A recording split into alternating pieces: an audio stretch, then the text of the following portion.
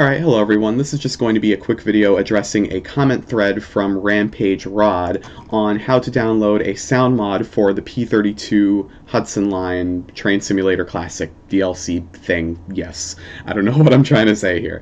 But anyway, the first thing I'm going to go over, the file for the sound pack won't open for some reason. So assuming you actually have the sound pack installed somewhere on your desktop, or rather downloaded, not installed, there's a difference there, downloaded somewhere on your desktop. If you have the file, but it just won't open, you may need to download a program called 7-Zip or WinRAR. I have WinRAR, that's WINRAR, if you don't have one of those two programs already. And basically, these programs will allow you to easily open .zip files, which is what this sound mod is. It's a .zip file. So if you don't have WinRAR or 7-Zip, either one works perfectly fine, I would recommend downloading that, and hopefully that should solve the issue of the sound pack not being able to open. But once you get that open, you can go to the, why did I close out of that? You can go to the readme.txt file over here, and this is basically just some useful information as to where you have to copy and paste the rail vehicles and audio folder to in your train simulator files to actually install the mod.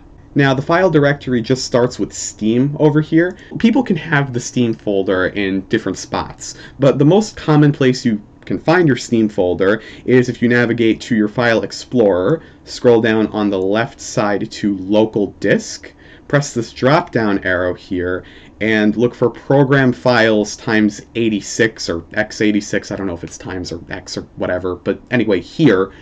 Then you scroll down to Steam,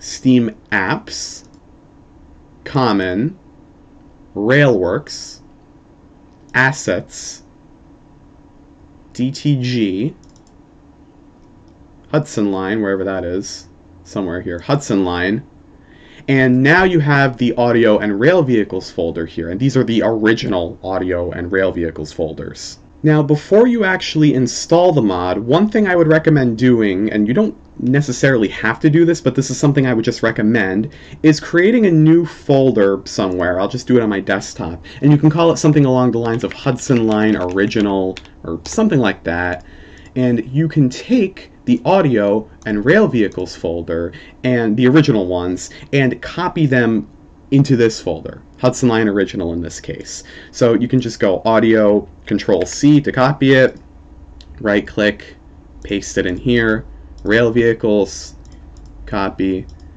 and paste it in here. So now, on the Hudson Line Original folder, you have this Audio and Rail Vehicles, and that's the same thing as the original Audio and Rail Vehicles folder that you have in your Hudson Line. So just in case you want to uninstall the mod and revert it back to what you originally had, you have this folder over here with the original Audio and Rail Vehicles folder. So basically the original audio for the P32, and also I think M7A technically, because I think this is a comprehensive thing for both. So you have that just in case you need it. But anyway, with that done and out of the way, we still haven't installed the actual mod yet. So in order to install the sound mod, we can go back to the .zip folder where we have the Rail Vehicle and Audio folder and the README, of course. We can highlight the Audio and Rail Vehicles folder and drag it into our game files. Now we should get a message that says, okay, this destination has 121 files with the same names. You're going to get something along the lines of this, so you can press replace files in the destination if that pops up, which I'm sure it should. And there you go. That's how you install the sound mod. So you just copied over the Audio and Rail Vehicles from the mod folder itself, the .zip mod folder, into your actual game files in Train Simulator. And you have the original files right here in case you ever want to uninstall the mod. So if you ever want to uninstall the mod, you can basically just drag in this Audio and Rail Vehicles folder here, and it'll ask you the same question. It'll say, like, do you want to override some files, whatever. You can press yes, and that'll uninstall the mod for you. Alright, and then another comment says, so I looked in the scenario editor and the Amtrak P32 repaint was not there. Is there a way to download it? But then you also said my Amtrak P32s have Metro North numbers, so I assume that means that you were able to access the Amtrak P32 repaint. And about this, my Amtrak P32s have Metro North numbers. Is there a way to change that? Yes, there is a way to change that. I'll go over that in a second. And then there's also, I can't seem to get it to download even from my phone. When I do it from my phone, it just opens the preview about what I downloaded. Yeah, you should definitely download it on a computer or, you know, the platform where you're playing Train Simulator on, which I can only imagine is a computer. And also, by the way, the process that I just went over for how to install the sound pack, that can pretty much be applied to most sound packs that FanRailer makes. Alright, so I just created a free roam scenario here. We're at Croton Harmon, and I'm gonna just put in a P32 to verify that the sound mod actually got installed. And another thing that you addressed, or another thing that I want to address in a comment that you made, we'll get a P32 Amtrak. Let's see, P32 Amtrak third rail right here. And, oh, this is labeled as 700 for me. Yeah, because you said that your Amtrak livery was getting Metro North numbers, but this came on as 700 for me. I don't know, that's interesting. But anyway, for you, let's say you have a Metro North number on your Amtrak P32. So one thing you can do is double-click on the locomotive, and you'll see this box over here. It says T700. This number over here, you can change to whatever number you want. I can change it to 999 if I want. You could change this number to whatever you want. So let's say you have a Metro North number. Let's say you have 208, right? That's a Metro North number. You can change it to 703, let's say. Anything you want, from 700 to 717, which are the Amtrak P32 numbers, right? So that's how you can change it. You can just change the number to anything you want through that. If you are getting Metro North numbers on your Amtrak P32, which, yeah, I don't understand why you would be getting Amtrak numbers on your P32. Or maybe the sound mod actually fixes that. That's one, maybe, I don't know, that's just my theory. The sound mod might actually fix that for you. But we'll just keep this place down somewhere over here, and then we'll also get a Metro North P32. Metro North Diesel. Yeah, there you go. And then this, of course, is Metro North numbers. This is 220. And I'll just put one Shoreliner car as well. Shoreliner carriage. Where's that? Shoreliner carriage. Put one there.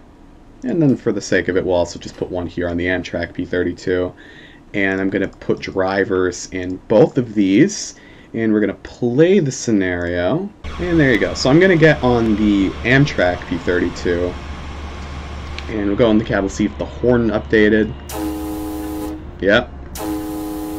There you go, you can see that's the updated horn, so we know that the sound mod worked. And also, now we turn off the bell. I think the sound mod also updates the sounds that the Shoreliner makes as well. So if we open the doors, the door closing bell should be updated too. It should be more realistic. There you go. So the closing bell is updated, and yeah, basically the sound mod just updates like a whole ton of stuff within the P32 and the Shoreliners themselves. And I think it also, maybe, don't quote me on this, updates some physics of the locomotives as well, but not 100% sure. I didn't look into it too much. But I care more about sound updates, and that's why I have these sound mods downloaded. And Metro North P32, yeah, same thing. If we open the doors, whatever, go in the cab. Horn. I don't know why that's an E-bell, but yeah, there you go. So, and I'm sure if you put in an M7A over here, the M7A is also going to have updated sounds as well, which I forgot to do. Actually, I'll do it for the sake of it. Alright, I got the M7. Let's see if the horn updated. Okay, there you go, the horn updated. And now, if we accelerate...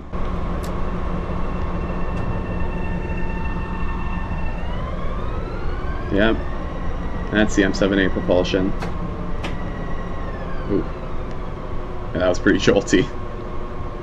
Yeah, but there you go. So you see the M7A updated too. So hopefully that video answered your questions. If you still have more questions or something's not working, feel free to let me know. I'd be happy to make another video or just answer your questions in the comments directly. Yeah, if anyone has any questions about anything like Train Simulator related, like how to download mods or like reskins or anything like that, feel free to ask. I'll be happy to make any videos if you would like help with something. So thank you for watching. This video is 11 minutes. I could have realistically made this video in a lot faster than 11 minutes, but yeah, I like to ramble a lot, in case you couldn't tell, and I'm not really going to edit this video down much anyway, because I want this to be as like informative as possible. So thank you for watching, and I'll see you later.